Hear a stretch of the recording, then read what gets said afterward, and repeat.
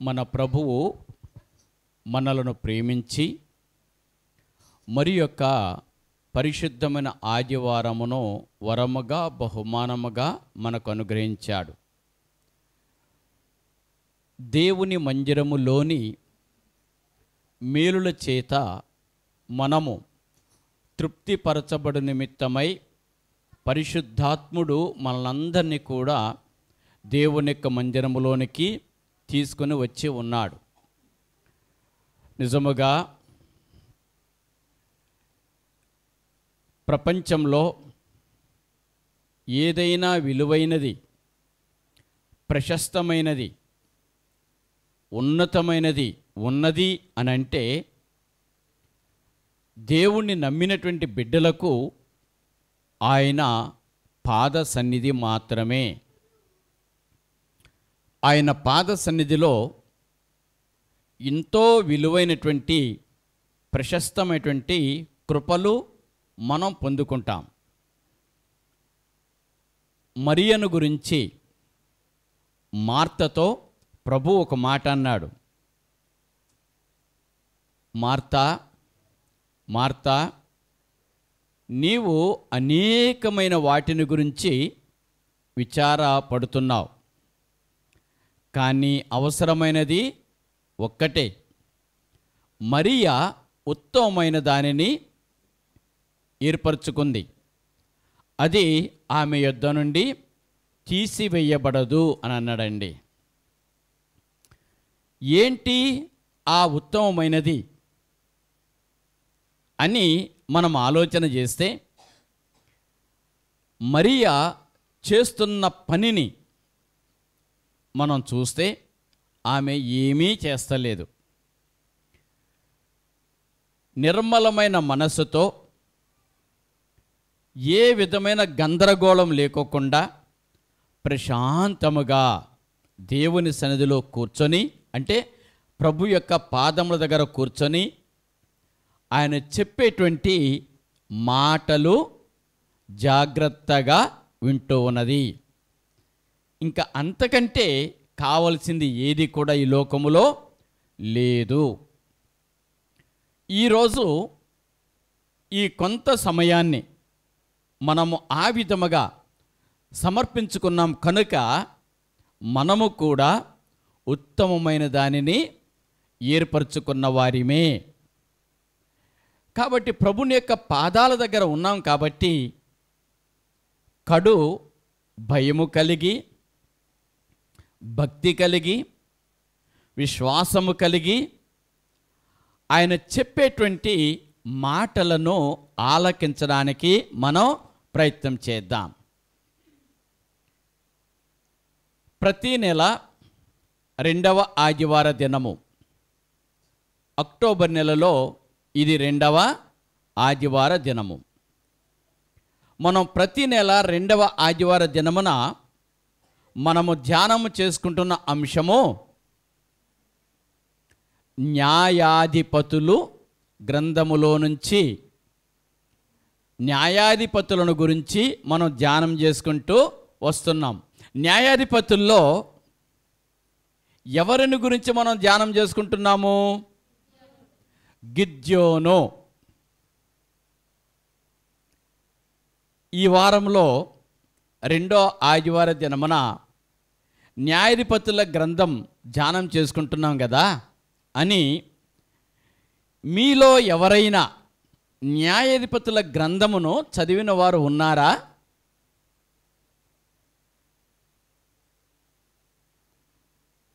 Okay, ఎంతమంది చదివాం?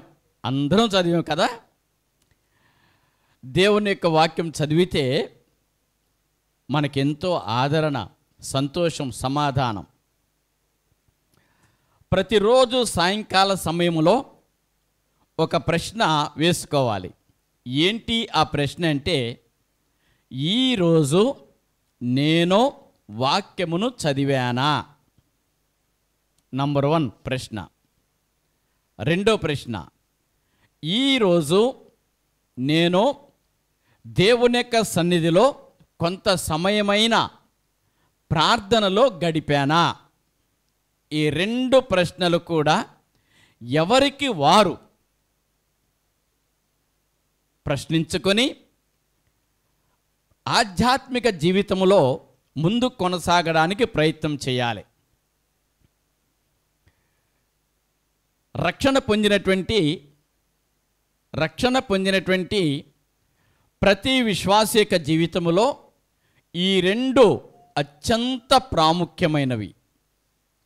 ఒకటి వాక్యమును చదవడము, రెండు ప్రార్థన చేయడం. వాక్యము చదవడం అంటే దేవుడు మనతో మాట్లాడుతున్నాడు, మనము వినడం. ప్రార్థన చేయడం అనంటే మనము దేవునితో మాట్లాడుతున్నాము, దేవుడు వింటాడు. ఈ రెండు ఏ విశ్వాస యొక్క జీవితంలో ఉండవో ఆ విశ్వాస యొక్క జీవితము నీరు లేనటువంటి వరి పంట కానీ ఏ పంట అయినా కానీ ఎలా ఎండిపోతుందో ఆ విధముగా వారి యొక్క విశ్వాస జీవితం అనేది ఎండిపోతుంది. ఒక విశ్వాసి ఎప్పుడూ పచ్చగా కలకలలాడుతూ నీటి యోట యొద్ద నాటబడిన చెట్టులాగా ఉండాలి అనంటే వాక్యమును చదవాలి, ప్రార్థన చెయ్యాలి.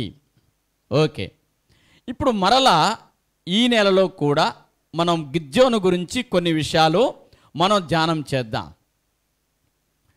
గిద్యోను ప్రారంభము నుంచి కూడా 6వ అధ్యాయం నుంచి మనము గిద్యోను యొక్క ప్రస్తావన గురించి ధ్యానం చేసుకుంటూ వస్తూ ఉన్నాం. గిద్యోనులో కొన్ని బలహీనతలు ఉన్నప్పటికీ, గిద్యోను భయముతో కూడినటువంటి జీవితం అతనిలో ఉన్నప్పటికీ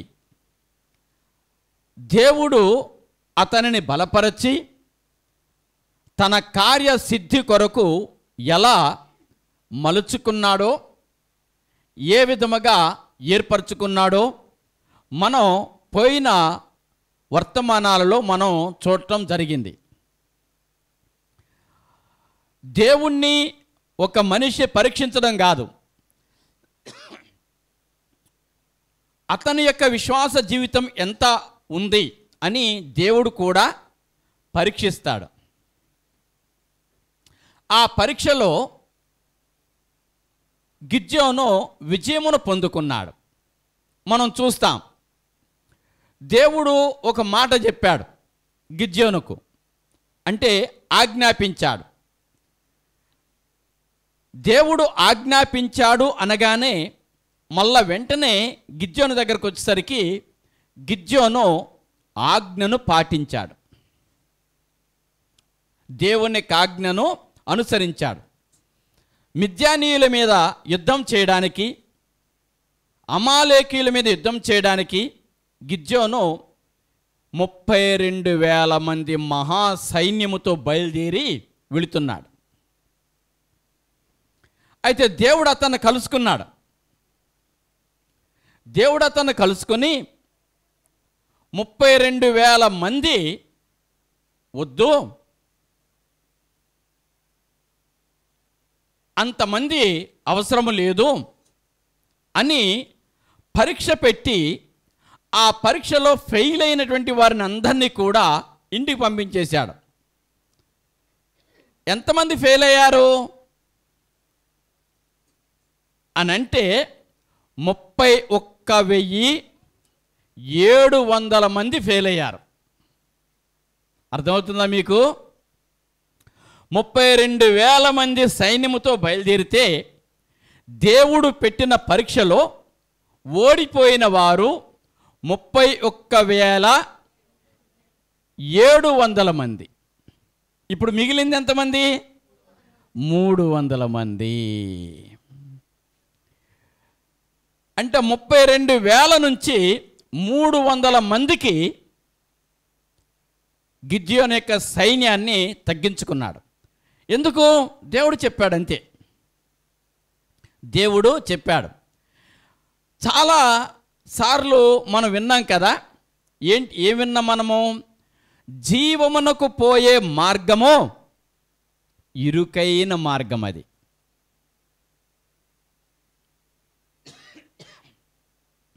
విశాలమైన మార్గము కాదది.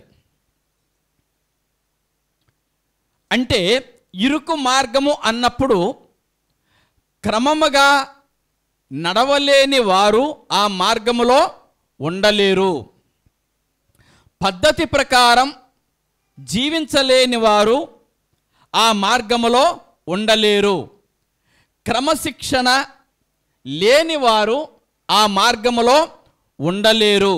అంటే ఇప్పుడు వరుసగా మనం చూస్తే జీవమునకు పోవు మార్గము అది ఇరుకుగా ఉంటుంది. ఆ ఇరుకైనటువంటి మార్గములో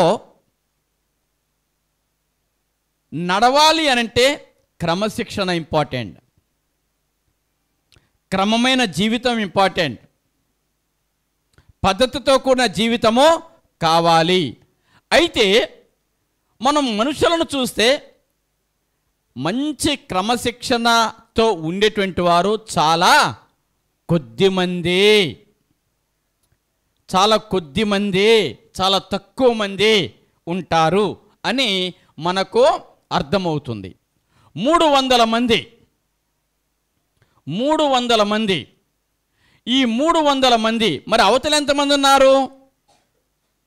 మనం చూస్తాం అక్కడ మిద్యానీయులు, అమాలేకీయులు, తూర్పువారు అందరూ కలిస్తే మిడతల వలె ఉన్నారు. అక్కడ ఎట్లా ఉన్నారు? వాళ్ళు లెక్కింపడానికి వీలు కానటువంటి మిడతల సైన్యంలాగా ఉన్నారు. వారు వచ్చినటువంటి ఒంటెలే ఇసుక రేణువుల వలె ఉన్నాయి అని అన్నాడు. అక్కడ ఎలా ఉన్నాయి? ఇసుక రేణువుల వలె ఉన్నాయి అన్నాడు అక్కడ. అంటే అంతమందిని ఎదుర్కోవడానికి ఇక్కడ ఎంతమంది ఉన్నారు? 300 మంది ఉన్నారు. దేవుడు చెప్పాడు అంతే. తగ్గించుకో అంటే తగ్గించాల్సిందే, వదిలించుకో అంటే వదిలించుకోవాల్సిందే. దేవుడు చెప్పిన మాటకు ఇక తిరుగుండదు. మనం మరలా సాకులు వెతకడానికి ఏమాత్రం కూడా ప్రయత్నం చేయకూడదు. దేవుడు చెప్పాడంతే, అది ఏమైనా కానీ. కాబట్టి దేవుని యొక్క మాట ప్రకారం చేస్తేనే ఆ మనిషికి ఆత్మతృప్తి ఉంటుంది, ఆత్మ సంతృప్తి ఉంటుంది. క్రీస్తు ప్రభువారి యొక్క మహిమ కోసం మనం జీవించాలి. 7వ అధ్యాయం చదివాం కదా, 9వ వచనము నుంచి న్యాయాధిపతుల గ్రంథము 7వ అధ్యాయము 9వ వచనము నుంచి 18వ వచనం వరకు మనం చదివాం. ఇప్పుడు 9వ వచనములో గిద్యోను దగ్గరకు దేవుడు వచ్చాడండి. గిద్యోనుతో దేవుడు మాట్లాడుతున్నాడు. ఏమని మాట్లాడుతున్నాడంటే, నీవు లేచి ఆ దండు మీదకి వెళ్ళు, వారిని నీ చేతికి అప్పగిస్తాను. దేవుడు ఒక వెసులుబాటు కూడా కల్పిస్తున్నాడు. ఒకవేళ నువ్వు ఒక్కడవే వెళ్ళడానికి భయమైతే నీ పనివాడున్నాడే పూరా, ఆ పూరా అనేటువంటి పనివాడిని తీసుకొని వెళ్ళు. ఎంత స్పష్టంగా మాట్లాడుతున్నాడో చూడండి.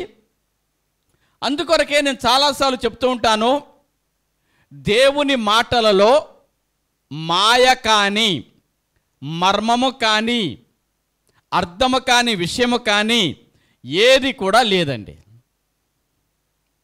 మనుషులముగా మనమే దేవుని యొక్క వాక్యమును సరిగ్గా అర్థం చేసుకోకుండా మన ఇష్టానుసారంగా జీవించి కష్టాల పాలవుతున్నాం. వెళ్ళిన తర్వాత ఆ దండులో వారు ఏం మాట్లాడుకుంటున్నారో విను. అప్పుడు నీ చేతులను బలపరుచుకుంటావు, నీకు బలం వస్తుంది అని చెప్పి దేవుడు చెప్పాడండి. దేవుని యొక్క మాటను వినాలి మనం. దేవుని యొక్క మాటను గౌరవించాలి మనం. దేవుని యొక్క మాటను హానర్ చేయాలి మనం. అప్పుడు అర్ధరాత్రి సమయంలో ఈ గిద్యోను తన పనివాడైనటువంటి పూరాను తీసుకొని ఆ మిద్యానీయులు ఉన్నటువంటి దండు ప్రాంతానికి వెళ్ళాడు. మంచి అర్ధరాత్రి టైం. అక్కడికి వెళ్ళిన తర్వాత అది నిద్రపోయే సమయం కాబట్టి ఆ దండు వారందరూ కూడా నిద్రపోతున్నారు. నిద్రపోతుంటే ఒక ఇద్దరి మాటలు వినబడుతున్నాయి. ప్రభువారు ఏం చెప్పాడు? నీవు ఆ దండులోనికి పోయిన తర్వాత వాళ్ళు చెప్పుకొనిన మాటలు విన్న తర్వాత అన్నాడు కదా. అవును, వాళ్ళు మాట్లాడుతున్నారు. దేవుడు ఎప్పుడు కూడా తప్పు చెప్పడు. దేవుడు ఎప్పుడు కూడా తప్పు చెప్పడు. దేవుడు ఎక్కడ కూడా పొరపాటు చేయడు. పేతురు ఈ రాత్రి నేనెవరో తెలియదని నువ్వు 3 సార్లు అబద్ధం చెబుతావు అన్నాడు. ప్రభువా, నేనా? నీతో చావనైనా చస్తాను కానీ నిన్ను ఎరుగనని మాత్రము నేను చెప్పను అన్నాడు. మరి ఇప్పుడు అబద్ధం చెప్పాడా లేదా? అబద్ధం చెప్పాడు కదా.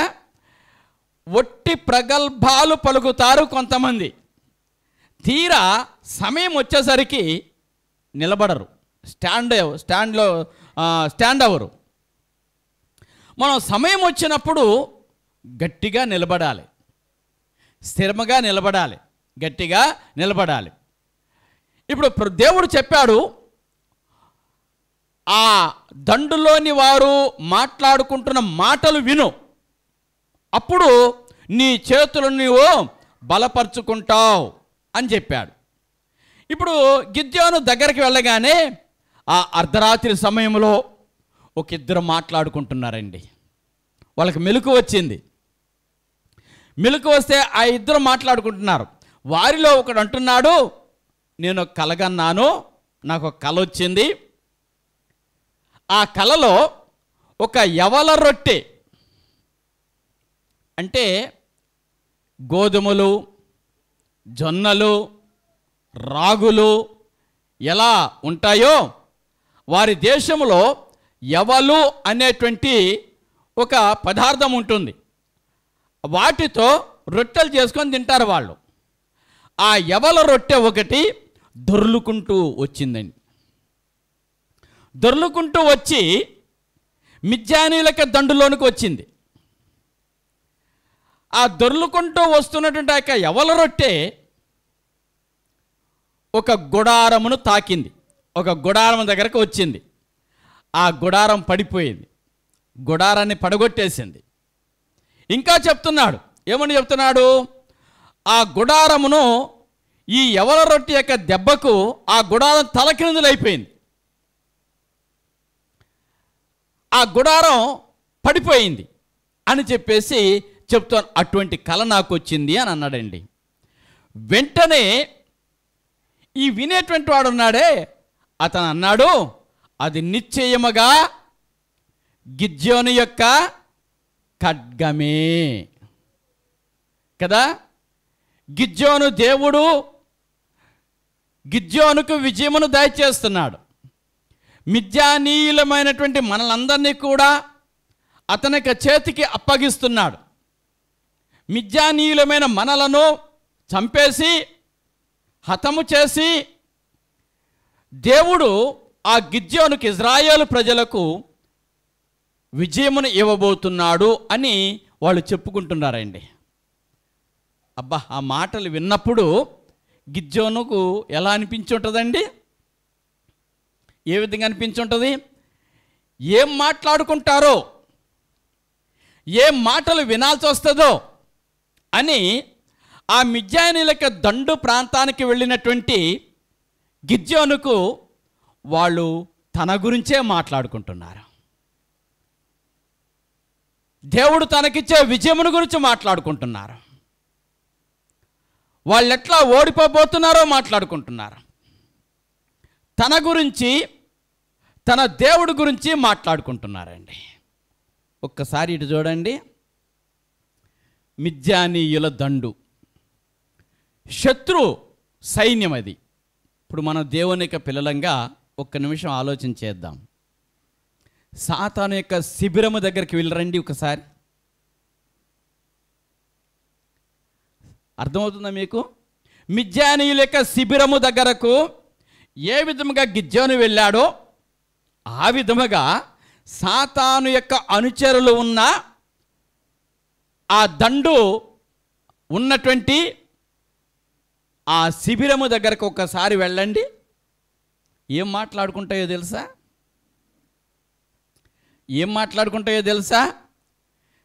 మిద్యానీయుల యొక్క దండు దగ్గరకు గిద్యోను వెళ్ళినప్పుడు మిద్యానీయులు ఏం మాట్లాడుతున్నారు? గిద్యోను గురించి, గిద్యోను యొక్క దేవుడి గురించి కదా మాట్లాడుతున్నది. అంటే గిద్యోనుకును అతని సైన్యమునకును అతని దేవునికిని మిద్యానీయులు భయపడుతున్నారు కదా. అర్థమవుతుందా మీకు? గిద్యోనుకును అతని సైన్యమునకును అతనికి తోడుగా ఉన్న అతని దేవుడైన యెహోవాకును మిద్యానీయులు భయపడుతున్నారు కదా. అదే విధముగా ఒకవేళ అపవాది యొక్క పాళెము దగ్గరికి వెళ్ళి వాళ్ళు ఏం మాట్లాడుకుంటున్నారో వింటే, యేసుక్రీస్తు ప్రభువారిని గురించి, ఆయనను అనుసరించు వారిని గురించి మాట్లాడుకుంటున్నారు. అర్థమవుతుందా మీకు? మనము కానీ అపవాది యొక్క శిబిరము దగ్గరికి వెళ్ళి వాళ్ళు ఏం మాట్లాడుకుంటున్నారు అనే మాటలు మనం వింటే, ప్రభు అయిన యేసు ఆయనను అనుసరించు వారిని గురించి మాట్లాడుకుంటూ ఉన్నారు. ఏమని మాట్లాడుకుంటున్నారు? అమ్మో, వాళ్ళు మామూలు కాదు, వాళ్ళు దేవుని బిడ్డలు. అంటే యేసునకును ఆయన అనుచరులకును భయపడుచున్నారు అని అర్థమవుతుంది. గిద్యోనుకు భయపడుతున్నారు మిద్యానీయులు. యేసునకును ఆయన అనుచరులకును భయపడుతున్నారు వాళ్ళు అని వాళ్ళ మాటల ద్వారానే అర్థమవుతుంది, మనకి అర్థమవుతుంది. నిజంగా చెప్తున్నాను, నిజమైన క్రీస్తు శిష్యులకు అపవాది ఎప్పుడు భయపడతాడంతే, ఎప్పుడు కూడా భయపడతాడు. కానీ నిజమైన శిష్యులముగా ఉండలేకపోతున్నాం, నిజమైన ఆయన పిల్లలముగా ఉండలేకపోతున్నాం. ఓకే, ఆ మాటలు విన్నాడు కదా గిద్యోను. మిద్యానీయులు భయపడిపోతున్నారు గిద్యోను అంటే. అమ్మో, దేవుడు మనలందరినీ కూడా గిద్యోను యొక్క చేతికి అప్పగించబోతున్నాడు, వాళ్ళ దేవుడు అని మాట్లాడుకుంటున్నారు. ఆ మాటలు విన్న తర్వాత ఇక వెనక్కి తిరిగి వచ్చేసారు. ఎవరు? గిద్యోనును పూరా.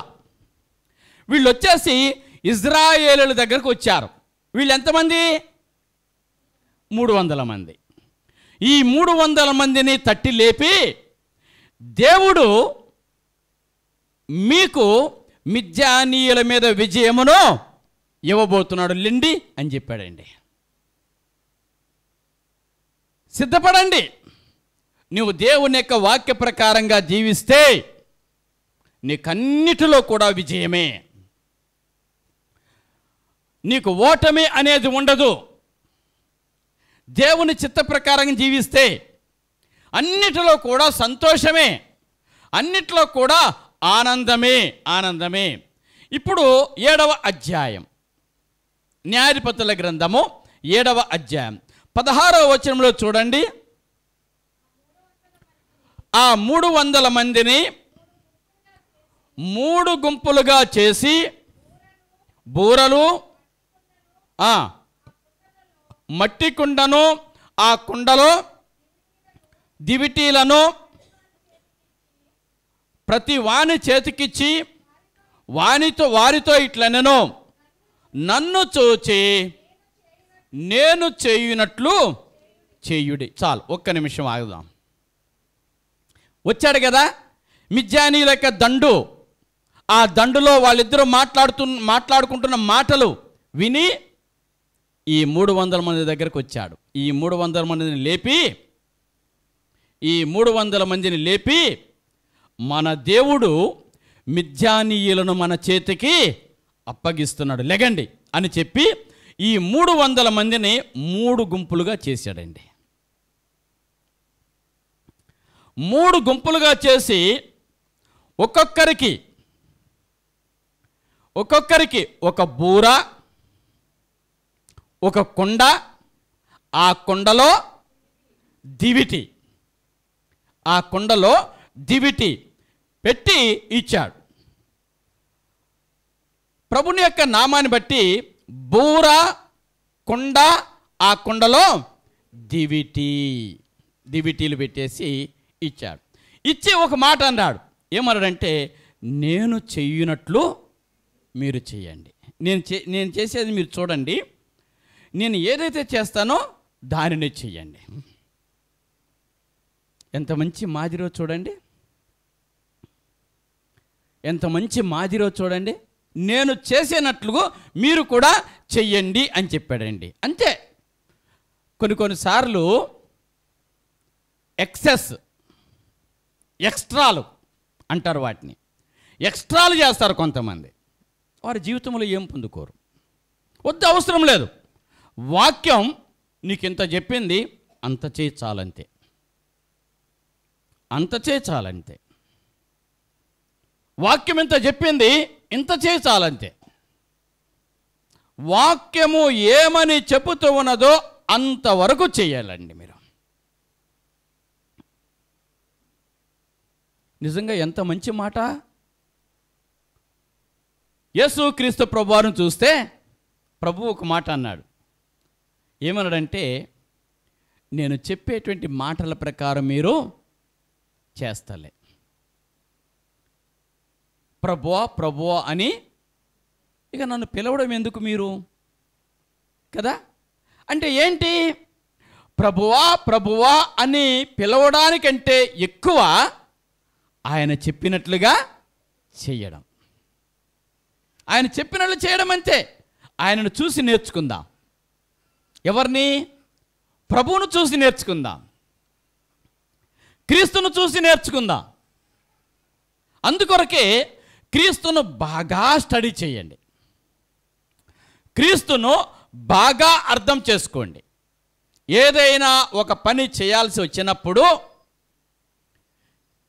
క్రీస్తు ఎక్కడైనా చేశాడా, క్రీస్తు చెయ్యమని ఎక్కడైనా చెప్పాడా అన్న ఆలోచన చెయ్యండి. ఆలోచన చేసిన తర్వాత ఎక్కడ కూడా చేసినట్లుగా లేకపోతే, ఎక్కడ కూడా చెయ్యమని చెప్పినట్లుగా ఉండకపోతే వద్దు, చెయ్యొద్దు. ఇక మనుషుల మెప్పు కోసమో మనుషులను మెప్పించడానికో మనం చేయాల్సిన అవసరత లేదు. నేను చెప్పినట్లు చేయండి, అంతే చాలు. నేను చేసినట్లు చెయ్యండి, నేను చేసినట్లు చెయ్యండి, నేను చెప్పినట్లు చెయ్యండి, నేను చేసినట్లు చెయ్యండి. ఒక్కసారి ఆలోచన చేయండి. తల్లి అయిన మరియా, అక్కడ పనివారున్నారు. ఎక్కడ? కానాలో విందు జరుగుతున్నటువంటి ఆ ఇంటి దగ్గర. అప్పుడు ఆ పనివారితో ఒక మాట చెప్పింది. ఏమని చెప్పిందంటే, ఆయన మీతో చెప్పున్నది చెయ్యండి, చాలంతే. వద్దు, ఎక్స్ట్రాలు వద్దు, ఎక్సెస్లు వద్దు. మనుషులను భ్రమింప చేయడానికి, మనుషుల ఎదుట మెప్పును పొందడానికి మనం ఏం చేయాల్సిన పని లేదు. ఆయన మీతో చెప్పున్నది చేయండి, చాలంతే. ఆయన ఏమని చెప్పాడు? 6 రాతి బాణలు అక్కడ ఉంటే చూసి, ఈ 6 రాతి బాణలను నీళ్లతో నింపండి అన్నాడు. చాలా జాగ్రత్త. ఏమని చెప్పాడు? నీళ్లతో నింపండి అన్నాడు. 6 రాతి బాణలను నీళ్లతో నింపాలి అంతే. ఆయన ఏమని చెప్పాడు? నీళ్లతో నింపండి అన్నాడు. వీళ్ళు ఏం చేయాలి కదా? మంచి సువాసన వస్తుందని సెంటు వేయడము ఎందుకు చేస్తున్నాం? క్రీస్తు ప్రభువారి యొక్క నామమును బట్టి మన ఆధ్యాత్మిక జీవితం అనేది దేవుని యొక్క వాక్యం. అందుకొరకే నేను కూడా చాలాసార్లు చెప్తా, నేను చెప్పినట్లే చేయండి, నేను చేసినట్లు చేయండి, చాలంతే. నేను ఏదైనా చేయలేదని మీరు కూడా చేయొద్దు, అవసరం లేదు. ఎన్నెన్ని విషయాలు ఉంటున్నాయి దేవుని యొక్క వాక్యములో. నీళ్లతో నింపండి, ద్రాక్షారసంతో నింపమనలే. నువ్వు పోయి నీళ్ళు ఒట్టి నీళ్ళైతే ఎట్లా, కనీసం ఒక బాటిల్ అన్న ద్రాక్షారసం వేద్దాం అని చెప్పేసి ద్రాక్షారసం ఏమన్నా వేసారా? వేయలే. తేనె వద్దు, పాలు వద్దు, ద్రాక్షారసం వద్దు, ఇంకోటి వద్దు, ఏమొద్దు, నీళ్లతో నింపండి చాలంతే. ఎక్స్ట్రా చేయవద్దు, ఎక్సర్సైజ్ చేయవద్దు, ప్రజల ఎదుట మంచి వాళ్ళం అనిపించుకోవద్దు. ప్రార్థన ఉంది మనకి, వాక్యం ఉంది మనకి. అవన్నీ చేసి కష్టాల పాలైపోయి దేవుడు ఎందుకు కష్టాలు చేస్తున్నాడంటే దేవుడు తీసుకొస్తున్నాడా? నువ్వు చేస్తున్నటువంటి ఈ అన్యాయపు పనులు, దేవుని యొక్క వాక్య విరుద్ధమైన పనులు నష్టాన్ని కలగచేయవా? శ్రమలకు గురి చెయ్యవా? కాబట్టే సూటిగా చెప్తున్నాడు, నేను చేసినట్లుగా మీరును చెయ్యండి అన్నాడండి. నేను చేయనట్లుగా. అవును, మనం కూడా వాక్యము చెప్పినట్లుగా మనం చేస్తే చేయడానికి మనం బలపరుచుకోవాలి. యేసుక్రీస్తు ప్రభువారు చెప్పినట్లుగా చేయడానికి మనం ప్రయత్నం చేస్తే మన జీవితం మధురమైపోయింది. మన జీవితము మధురమైపోయిందండి క్రీస్తు ప్రభువారి యొక్క నామాన్ని బట్టి. ఇప్పుడు మనం చూస్తే ఎడమ చేత్తో దివిటి, కుడి చేత్తో బూర. ఈ దివిటి ఇప్పటివరకు ఎక్కడుంది? కొండలో ఉంది, అవునా? ఈ దివిటి ఇప్పటివరకు ఎక్కడ ఉంది? కొండలో ఉంది. ఇప్పుడు గిద్యోను ఏం చెప్పాడంటే, ఆ కొండలను పగలగొట్టండి. ఏం చేయాలి? ఆ కొండలని పగలగొట్టండి. ఎందుకు పగలగొట్టాలి? ఇప్పుడు ఒకసారి కొంచెం ఆత్మీయంగా ఆలోచన చేయడానికి ప్రయత్నం చేయండి. కొండ అంటే ఇది అనుకోండి, మనమే కొండ. ఇప్పుడు ఈ కొండను ఏం చేయాలి? పగలగొట్టాలి. ఇప్పుడు ఈ కొండలో ఏముంది? దివిటి ఉంది. దివిటి అంటే అర్థం ఏంటి? వెలుగు కదా, కాంతి ప్రకాశిస్తుంది. ఈ కుండలో కాంతి, వెలుగు ఉన్నది. ఇప్పుడు ఆ వెలుగు బయటపడాలి. ప్రతి విశ్వాస యొక్క హృదయములోనూ దేవుడు పెట్టినటువంటి ఒక జ్యోతి ఉన్నది, దేవుని యొక్క ఒక వెలుగు ఉన్నది, దేవుడు పెట్టిన ఒక దివిటి ఉన్నది. కానీ ఆ కొండ చుట్టూ ఉంది కాబట్టి ఆ వెలుగు కనబడతలే. ఇప్పుడు ఆ కొండను ఏం చేయాలి? పగలగొట్టాలి. అందుకొరకే కదా, విరిగి నలిగిన హృదయమును దేవుడు అలక్ష్యము చెయ్యడు అని వాక్యం ఉన్నది కదా. దేన్ని అలక్ష్యం చేయడు? ఇది విరిగిపోవాలి, ఇది నలిగిపోవాలి, ఈ కొండ పగలగొట్టబడాలి. మీలో ఆ వెలుగు ఉన్నదా? ఒక్కసారి చూడండి. కొరింథీయులకు రాసినటువంటి 2వ పత్రిక 4వ అధ్యాయము 6-7 వచనాలలో చదివితే చాలా స్పష్టంగా ఉంటుంది. మీరు ఇంటికి వెళ్ళిన తర్వాత చదవండి, కానీ ప్రస్తుతానికైతే 7వ వచనం ఒక్కటి చదవండి. అయినను ఆ బలాధిక్యము మా మూలమైనది కాక దేవునిదై ఉండునట్లు మంటి ఘటములలో ఈ ఐశ్వర్యము మాకు కలదు. ప్రైజ్ ది లార్డ్, హల్లెలూయా. ఇప్పుడు చూడండి, ఇది ఘటం అని చెప్పాను కదా. ఇది ఎటువంటి ఘటము? మంటి ఘటము. ఘటము అంటే అర్థం ఏంటి? కుండ. ఘటము అంటే అర్థం ఏంటి? కుండ. ఇప్పుడు ఆ కుండలో ఏమున్నది?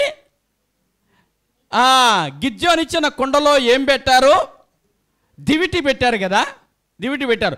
ఇప్పుడు పౌలు చెబుతున్నాడు, క్రీస్తు ప్రభువారి యొక్క రక్తములో కడుగబడినటువంటి మా జీవితంలో దేవుడు చేసినటువంటి ఒక ఉన్నతమైన కృప ఏంటంటే మంటి ఘటములో ఐశ్వర్యం. ఈ మంటి ఘటములో ఏమున్నది? ఐశ్వర్యం ఉన్నది. ప్రైజ్ ది లార్డ్, హల్లెలూయా. మీలో ఉన్నటువంటి వెలుగు మీకే తెలుస్తలేదు. మీలో ఉన్నటువంటి వెలుగును గురించి మీరే అర్థం చేసుకోలేకపోతున్నారు. మీలో మహిమైశ్వర్యం ఉన్నది, మీలో ఐశ్వర్యం ఉన్నది కదా. అయితే ఇది ఓపెన్ అయితే, ఇది పగలగొట్టబడితే అప్పుడు ఈ ఐశ్వర్యం అనేది బయటపడుతుందండి, బయటపడుతుంది. క్రీస్తు ప్రభువు యొక్క నామాన్ని బట్టి ఒట్టి గింజలాగా మనం ఉండకూడదు. భూమిలో పడి చచ్చి అనేక గింజలను ఫలించేటువంటి స్థితిలో మనం ఉండాలని దేవుని యొక్క వాక్యం మనకు తెలియజేస్తూ ఉంది. ఇప్పుడు పగలగొట్టిన తర్వాత ఎడమ చేత్తో ఏం పట్టుకోండి? దివిటి. కుడి చేత్తో బూర. చూడండి, రెస్పాన్సిబిలిటీ ఫీల్ అవ్వాలి కదా. కొంతమంది యొక్క చేతిలో, కుడి చేతిలో బైబిల్ పెట్టుకోండి, ఎడమ చేతిలో పాటల పుస్తకం పెట్టుకోండి. ఈ రెండు పట్టుకుంటే అసలు అపవాది మన జోలికి వస్తాడండి?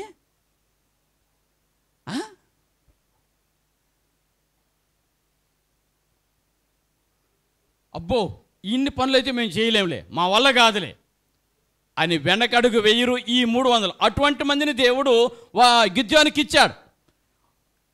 32,000 మంది ఉంటే కొంచెం వెనకడుగు వేసేటువంటి వాళ్ళు, ఒకటి చేస్తున్నాడో లేదో తెలియదు, ఒకటి సరిగ్గా ఉన్నాడో లేడో తెలియదు. కానీ ఈ 300 మంది మాత్రం అంకిత భావము కలిగినటువంటి వారు, సంపూర్ణమైన సమర్పణ కలిగినటువంటి వారు, సంపూర్ణమైన సమర్పణ కలిగినటువంటి వారు.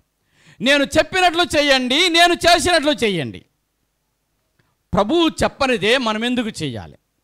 మనకేంటి అవసరం? ప్రభువు చెయ్యనిదే మనం ఎందుకు చేయాలి? మనకేంటి అవసరం? ఓకే, ఇప్పుడు ఆ మిద్యానీయుల మీద విజయమును పొందుకున్నారు కదా.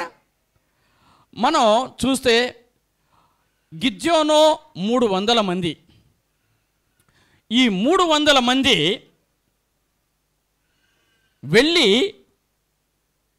మిడతల దండు వలె ఉన్నటువంటి మిద్యానీయుల మీద విజయమును సాధించడానికి గల కారణం కదా. అక్కడ దేవుని యొక్క వాక్యం తెలియపరుస్తుంది. ఆ విధముగా వాళ్ళు ఆ కుండలను పగలగొట్టి ఆ దివిటీలను పట్టుకొని వాళ్ళు ఏమని అంటున్నారో చూడండి. 18వ వచనంలో,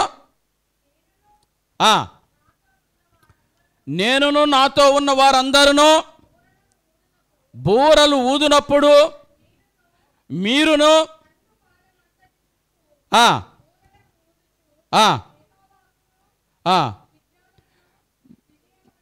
విజయమని కేకలు వేయుడని చెప్పాను కదా. అంటే బూరలు ఊదినప్పుడు మీరును దండుపాలెమంతటి చుట్టూ బూరలను ఊదుచు యెహోవాకును గిద్యోనుకును విజయము అని కేకలు వెయ్యండి అన్నాడండి. కేకలు, దేవుని గురించిన కేకలు. గిద్యోనుకు విజయము, యెహోవాకు విజయము, గిద్యోనుకు విజయము, యెహోవాకు విజయము అని కేకలు వెయ్యండి అని అన్నాడండి. కొన్నిసార్లు అండి దేవుడు ఏమని చెప్పాడంటే, మీరు ఊరికే అట్లా నిలబడి చూడండి. యుద్ధము చేయువాడు సైన్యములకు అధిపతియగు యెహోవా. నేను యుద్ధం చేస్తా, మీరు విశ్వాసము కలిగి ఊరికినట్లా నిలబడి చూడండి చాలంతే. శత్రువులను ఓడగొట్టేది నేనే. కేకలు కేకలు కేకలు. అలా కేకలు వేసేసరికి ఆ పాళెములో ఉన్నటువంటి మిద్యానీయులందరూ కూడా, అమాలేకీయులందరూ కూడా, తూర్పు దేశస్తులందరూ కూడా భయపడిపోయి వామ్మో అని వణికిపోయి ఒకరి ఖడ్గము తట్టు ఒకరు తిప్పుకొని వినాశనం కొని తెచ్చుకున్నట్లుగా, నాశనం అయిపోయినట్లుగా మనకు కనబడుతుందండి. నువ్వు దేవుని యొక్క వాక్య ప్రకారం చేస్తే ప్రభువునందు ప్రియులారా, నిన్ను ఎవ్వరూ గెలవలేరు. ఎవ్వరు కూడా నీ మీద విజయమును సాధించలేరు. ఇప్పుడు విజయమును సాధించడానికి గల కారణాలు 1-2 చూసేసి ముగించుకుందాం. నంబర్ 1 అంటే గిద్యోను యొక్క జీవితంలో చాలా తక్కువ మంది కదా. పోయిన నెలలో మనం చూసాం కదా, చిన్న మందా భయపడబాకండి, రాజ్యము మీకు ఇవ్వడానికి దేవునికి ఇష్టమైంది. పేదవాళ్ళమని, చదువుకోలేదని, బలహీనులమని, సమాజంలో పేరు ప్రఖ్యాతులు లేని వారమని మీరేం భయపడొద్దు. జ్ఞానము లేని వారిని, తక్కువ వారిని, బలహీనులను దేవుడు ఏర్పరచుకొని ఒక బలమైనటువంటి వారినిగా దేవుడు చేస్తున్నాడు. కానీ కావాల్సింది ఒకటే, స్థిరమైన మనసు, అంకితమైన మనసు, సంపూర్ణమైన సమర్పణ కావాలి. సంపూర్ణమైన సమర్పణ కావాలి.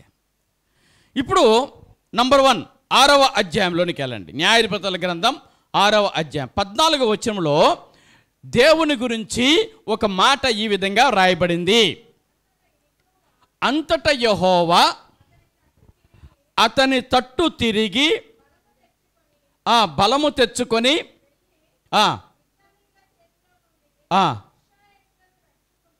చాలు చూడండి. ఇప్పుడు యెహోవా అతని తట్టు తిరిగి, దేవుడు ఎంత ప్రేమ గలవాడో చూడండి. దేవుడు ఏం చేస్తాడండి? అతని తట్టు తిరిగి. చాలా చోట్ల మనకు ఈ న్యాయాధిపతుల గ్రంథములో గిద్యోనుతో దేవుడు మాట్లాడినటువంటి మాటల్లో చాలా ప్రాముఖ్యమైన మాట ఏంటంటే, నేను నీకు తోడై ఉన్నా, దేవుడు నీకు తోడై ఉన్నాడు, నేను నీకు తోడై ఉన్నా, నేను నీకు సహాయము చేసేదను, దేవుడు నీకు తోడై ఉన్నాడు అనే మాట. ఇప్పుడు దేవుని యొక్క సహాయము ఒక వ్యక్తికి ఉంటే అతని యొక్క జీవితం అంతా కూడా విజయమే. గిద్యోను తట్టు దేవుడు తిరిగి, నువ్వు మిద్యానీయుల మీదకి వెళ్ళు, నేను నీకు సహాయం చేస్తా.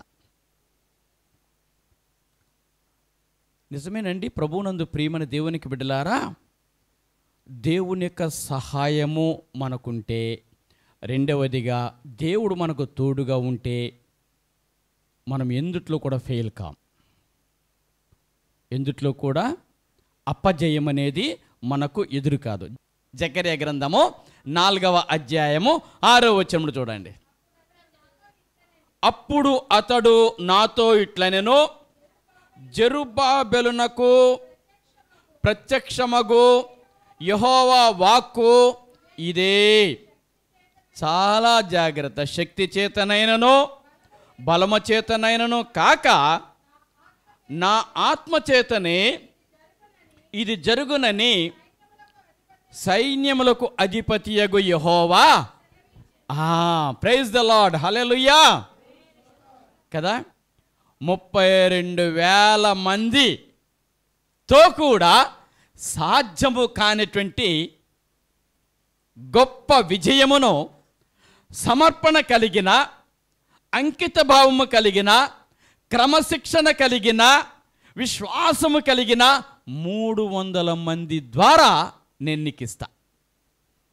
శక్తి చేత కాదు, బలము చేత కాదు, నా ఆత్మ ద్వారా కార్యములు జరిగిస్తా. ఎంతగా మనం దేవునిలో జీవించవలనో చూడండి. గొప్ప సైన్యము కాదు దేవుడికి అవసరమైంది, మంచి సమర్పణ కలిగిన వారు దేవుడికి కావాలి. వేల కొద్దీ ప్రజలు కాదు దేవుడికి కావాల్సింది, అంకిత భావము కలిగినటువంటి వారు దేవుడికి కావాలి కదా. ఎట్లా ఉంటుందంటే ప్రకటన గ్రంథం 3వ అధ్యాయంలో, ప్రకటన గ్రంథం 3వ అధ్యాయము 4-5 వచనాలలో అక్కడ విజయమును పొందినటువంటి ఒక సైన్యాన్ని, ఒక సమూహాన్ని మనం చూస్తాం. దానికి గల కారణం ప్రకటన గ్రంథం 3వ అధ్యాయం 4వ వచనం. అయితే తమ వస్త్రములను అపవిత్రపరుచుకొనని కొందరు సార్దీసులో నీ యొద్ద ఉన్నారు. వారు అర్హులు గనుక తెల్లని వస్త్రములు ధరించుకొని నాతో సంచరించెదరు. చాలు. ఇప్పుడు ఒకసారి చూడండి. తమ వస్త్రములను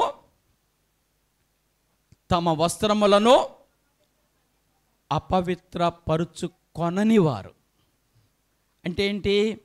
వస్త్రాలను సైతము ఎంత శుద్ధిగా ఉంటుకున్నారు చూడండి, అపవిత్రపరచుకోవటలే.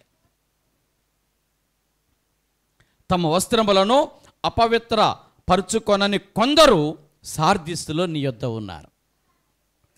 వారు అర్హులు. దేనికి అర్హులు? వారు అర్హులు గనుక తెల్లని వస్త్రములు ధరించుకొని ప్రభుతో పాటు సంచరిస్తారు. తెల్లటి వస్త్రాలు ధరించుకొని ప్రభుతో పాటు సంచరించడానికి వారు యోగ్యులు. కింద వచ్చిన కూడా చదవండి సిస్టర్ గారు. జయించువాడు అలాగున తెల్లని వస్త్రములు ధరించుకొనును, జీవ గ్రంథములో నుండి అతని పేరు ఎంత మాత్రమో తుడుపు పెట్టక నా తండ్రి ఎదుటను ఆయన దూతల ఎదుటను అతని పేరు ఒప్పుకొందును. కదండి, వారు అర్హులు గనుక తెల్లని వస్త్రాలు వారిలో ప్రతి ఒక్కరికి ఇవ్వబడుతున్నాయి. ఏదైనా ఒక మాట చెప్పినప్పుడు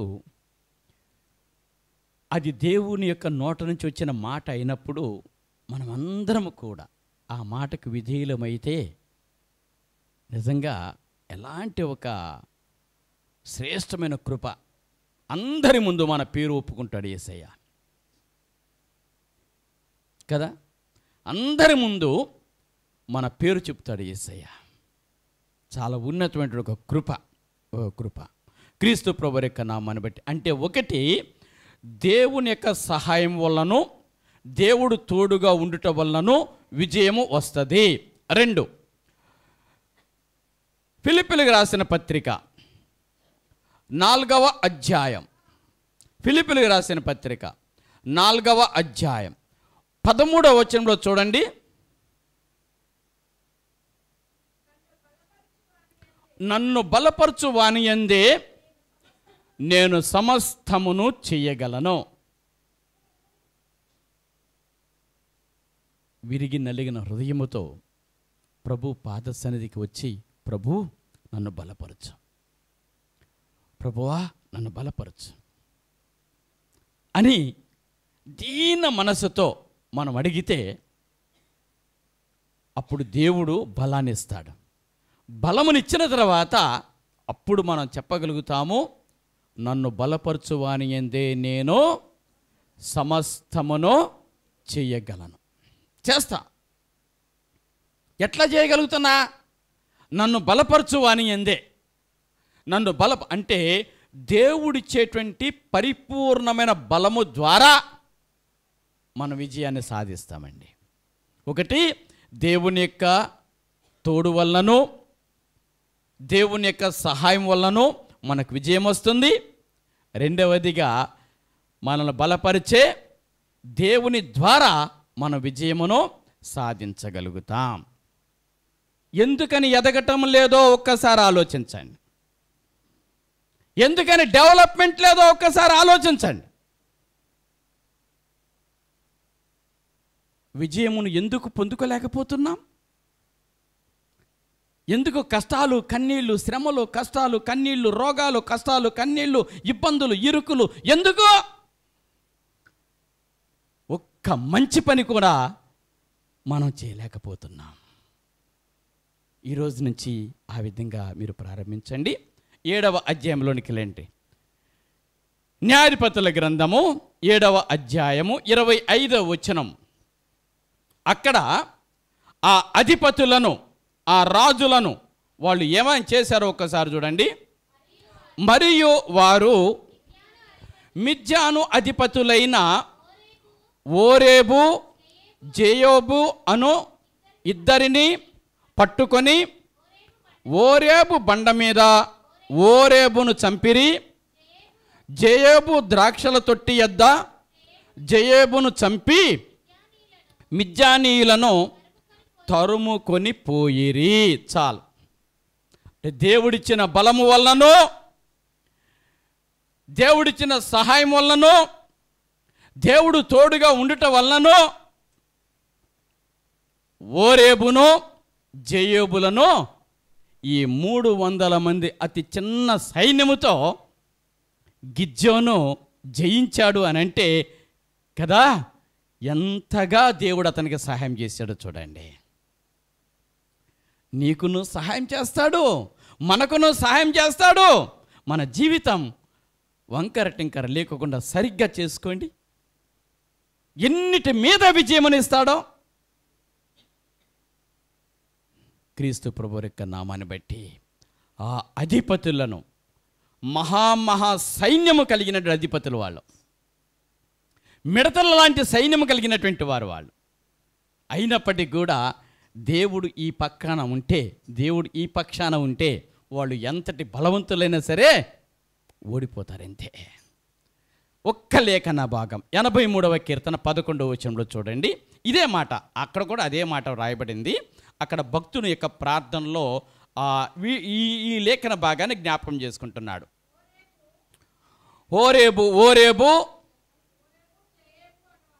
ఓరేబు జేయోబు అను వారికి నీవు చేసినట్లు వాని ప్రధానులకును చేయుము. జబహును సల్మున్నా అను వారికి చేసినట్లు వారి సకల రాజులకును చెయ్యమని ఇక్కడ ఆసాపు కీర్తన ఇది. ఈ ఆసాపు ఆ కీర్తనలో దేవుణ్ణి అడుగుతున్నట్లుగా వ్రాయబడి ఉన్నది.